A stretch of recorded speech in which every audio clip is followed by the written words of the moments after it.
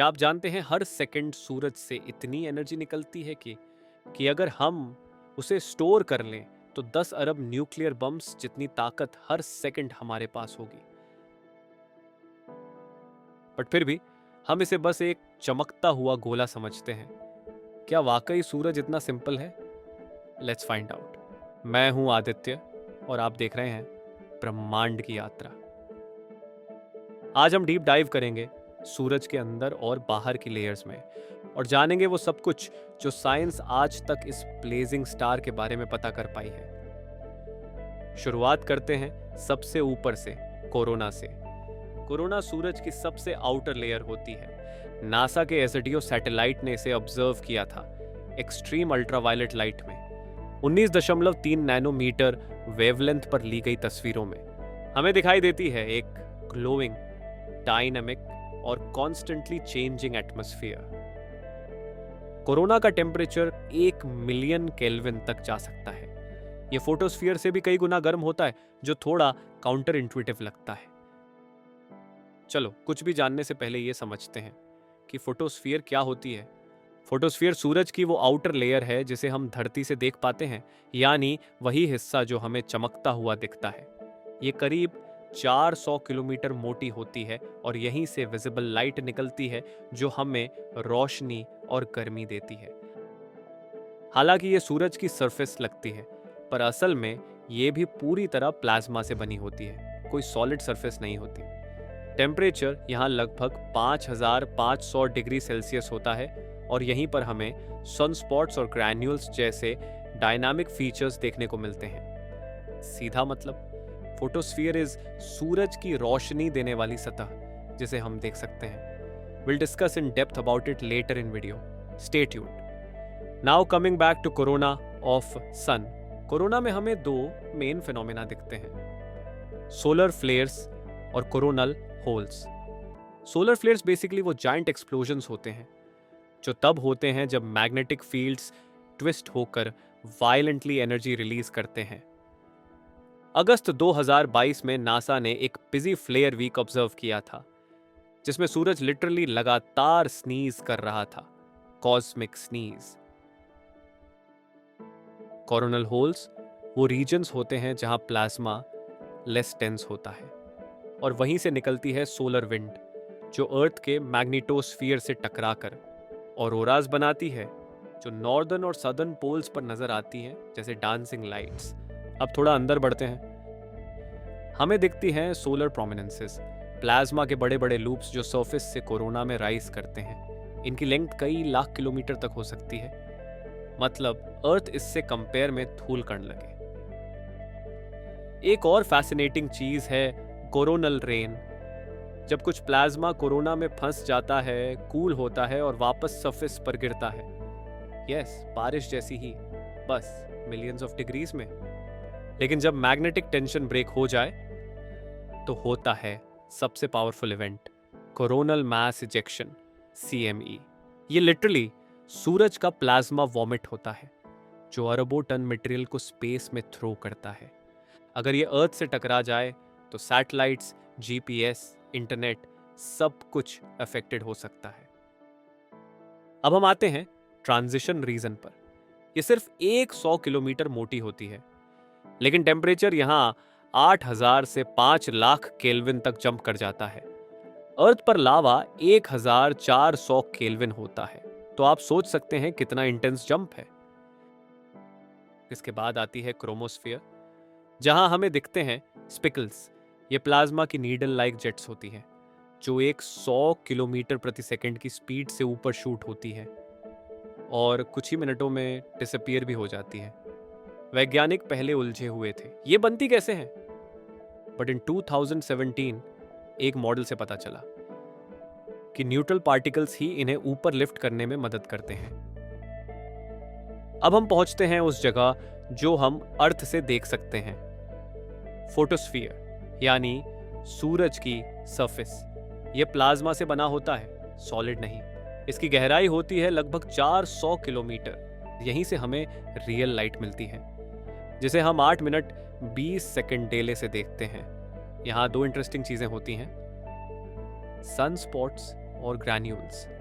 Sunspots dark regions होते हैं जहां मैग्नेटिक फील्ड्स इतने स्ट्रॉन्ग होते हैं कि हीट ट्रैप हो जाती है, इसलिए ये तुलनात्मक रूप से ठंडे होते हैं। ग्रैन्यूल्स स्मॉल कन्वेक्टिव सेल्स होते हैं 1000 किलोमीटर्स वाइड, जैसे प्लाज्मा के उबलते बबल्स सरफेस पर आकर बुस्ट हो रहे हों। फ्लूइड ऊपर आता है, कूल होकर नीचे जाता है और साइकिल रिपीट होती है। और अब आता है सबसे मिस्टीरियस हिस्सा, कोर, सूरज का दिल। कोर में टेम्परेचर है 15 मिलियन केल्विन। डेंसिटी इतनी ज्यादा होती है कि यहां हाइड्रोजन फ्यूज होकर हीलियम बनता है, जिसे कहते हैं न्यूक्लियर फ्यूजन। यहीं से निकलती है वो एनर्जी जो अरबों किलोमीटर दूर अर्थ तक पहुंचती है। कोर से निकले फोटॉन्स को सरफेस तक पहुंचने में लगता है लगभग 10,000 साल का समय। मतलब जो लाइट अभी हमें मिल रही है, वो फोटॉन्स कई हजार साल पहले कोर में बने थे। अब बात करते हैं सूरज का जीवन चक्र। अभी सूरज अपनी मध्य आयु में है, मेन सीक्वेंस स्टार के रूप में। ये लगभग 4.6 अरब साल पुराना है और अगले 5 अरब साल तक ऐसे ही शाइन करता रहेगा। इसके बाद ये रेड जाइंट बनेगा और फिर अपना आउटर लेयर छोड़कर एक व्हाइट डॉवर्फ में बदल जाएगा। कह सकते हैं सूरज पीसफुली बूढ़ा होगा बिना एक्सप्लोड किए। और अब समझते हैं सूरज का महत्व, इंपॉर्टेंस हमारे जीवन में। अगर सूरज एक दिन भी शाइन ना करे तो अर्थ नेगेटिव 200 डिग्री सेल्सियस तक कूल हो जाएगी। प्लांट्स फोटोसिंथेसिस नहीं कर पाएंगे और पूरा इकोसिस्टम कोलैप्स कर जाएगा। सिर्फ लाइट ही नहीं, ग्रेविटी भी उतनी ही जरूरी है। सूरज ही ग्रेविटेशनल एंकर है जो पूरे सोलर सिस्टम को बांध कर रखता है। अब बात करें मिशंस की जो हमें सूरज के और नजदीक ला रहे हैं। एनएसए का पाकर सोलर प्रोब इतना करीब गया है कि सूरज की आउटर एटमॉस्फेयर में टच किया है। यह ह्यूमैनिटी का अब तक का सबसे एम्बिशियस सोलर मिशन है। पाकर प्रोब को 2018 में लॉन्च किया गया था और इसका एक ही गोल है, सूरज को टच करना। इसने पहली बार किसी भी स्पेसक्राफ्ट की तुलना में सबसे ज्यादा नजदीक से सूरज के आउटर एटमॉस्फेयर यानी कोरोना में प्रवेश किया है। पाकर प्रोब सूरज से सिर्फ 6.2 मिलियन किलोमीटर की दूरी तक गया है, जो किसी भी प्रीवियस मिशन के मुकाबले कहीं ज्यादा नजदीक है।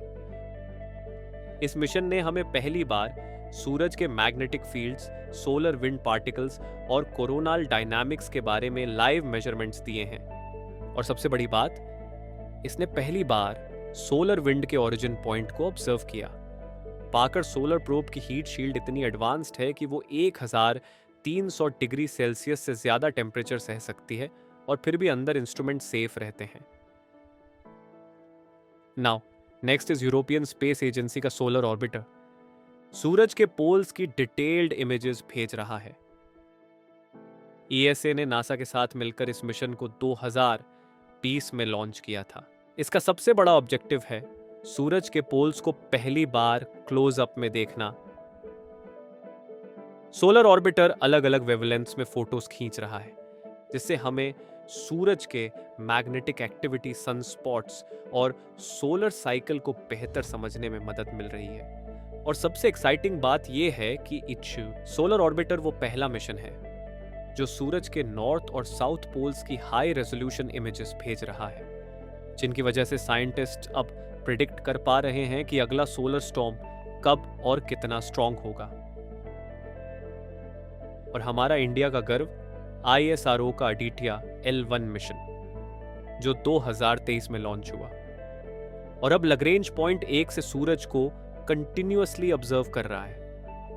अडिटिया L1 हमें स्पेस वेदर, सोलर फ्लेयर्स और ऑरोरास के बारे में वैल्यूएबल डेटा देगा, जो सैटेलाइट्स और अर्थ की कम्युनिकेशन सिस्टम्स के लिए क्रिटिकल है। अब इमेजिन करो, एक दिन जब हम सूरज की पूरी एनर्जी को हार्नेस कर सकें, तो शायद पृथ्वी पर कभी कोई ऊर्जा संकट ना हो, या फिर वो दिन जब इंसान सूरज के कोर तक पहुंच जाए और वहां चल रहे रिएक्शंस को सीधे अपनी आंखों से ऑब्जर्व कर सके। लेकिन जब तक वो दिन नहीं आता, हमारे पास है लाइट, विजिबल और इनविजिबल दोनों, जो हर दिन हमें इंसाइट्स देती है इस ब्लेजिंग जायंट के बारे में। सो अगली बार जब आप आसमान में सूरज की तरफ देखें तो उसे बस एक ग्लोइंग बॉल मत समझिए। वो एक न्यूक्लियर पावर हाउस है जो हर सेकंड में अरबों प्रतिक्रियाएं ट्रिगर कर रहा है, लाइफ को पॉसिबल बना रहा है और यूनिवर्स को ड्राइव कर रहा है। और जो एनर्जी आपको अभी मिल रही है वो शायद उस समय जनरेट हुई थी जब इंसानों ने व्हील बनाना शुरू किया था। Crazy right? अगर आपको ये जर्नी मजेदार लगी एंड वीडियो पसंद आई हो तो प्लीज सब्सक्राइब जरूर करें और अपने दोस्तों और परिवार के साथ शेयर करें। आपका एक छोटा सा सपोर्ट हमें और बेहतर वीडियोस बनाने की मोटिवेशन देता है। Thank you.